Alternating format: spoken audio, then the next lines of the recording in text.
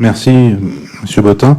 Alors la première chose, c'est déjà souligner à quel point le fait d'avoir cette régie de l'eau, la Sénon, sur notre territoire, c'est une richesse, un atout, et qu'on peut se féliciter de ne pas être entré dans une logique de privatisation de ce service public.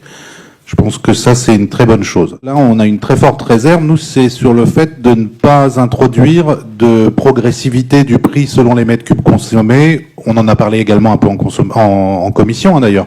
Ou pourquoi pas de notion de premier mètre cube gratuit, etc.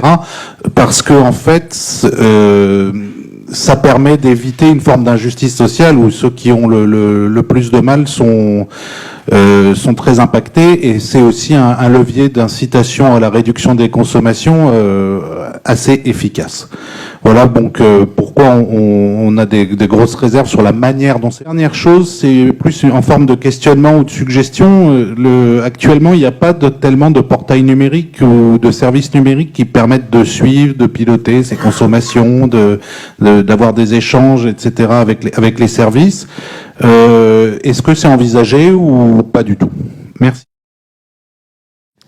Oui, c'est envisagé. C'est pour ça que je précisais tout à l'heure qu'il n'y avait pas que les investissements, il y avait aussi des besoins en termes de main-d'œuvre pour suivre tout ça, parce que mettre de l'informatique partout pour des suivis et ne pas avoir quelqu'un derrière qui peut répondre, qui peut suivre, qui peut alerter, ça sert à rien.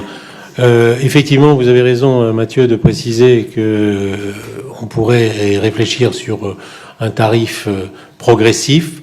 On ne s'interdit pas de le faire. Aujourd'hui, je vous l'ai dit, hein, il faut qu'on prenne cette décision avant le 31 décembre si on veut une application pour le 1er janvier. On ne s'interdit pas de bouger ces lignes-là en courant d'année. C'est pour ça que j'ai dit on aura l'année 2024 pour regarder comment ça se passe et puis peut-être réfléchir sur d'autres possibilités et d'autres modes de fonctionnement. En l'état aujourd'hui, voilà ce que je propose, hein, c'est clair. Maintenant, on s'aperçoit que tout ce qui est gratuit, les gens font beaucoup moins attention quand c'est gratuit. Moi, je suis pas tellement favorable à la gratuité. Je pourrais être favorable à effectivement une variation entre les premiers mètres cubes et les mètres cubes supplémentaires. Pour moi, la gratuité, il y a effectivement quelques communes qui font les 9 premiers mètres cubes gratuits. Il y en a peut-être d'autres qui font autrement, mais bon, Amine m'avait transmis un petit article là-dessus en me disant tu réfléchis, regarde, ça peut être une idée. Quand c'est gratuit, les gens font pas attention, c'est un dû, et ça c'est embêtant.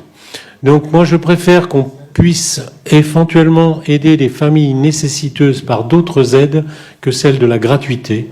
Il y a des CCAS dans nos communes, il y a toutes ces choses-là. C'est un service, le service doit se rémunérer. Voilà, moi je suis pas pour la gratuité de quoi que ce soit. C'est jamais très bon quand c'est gratuit.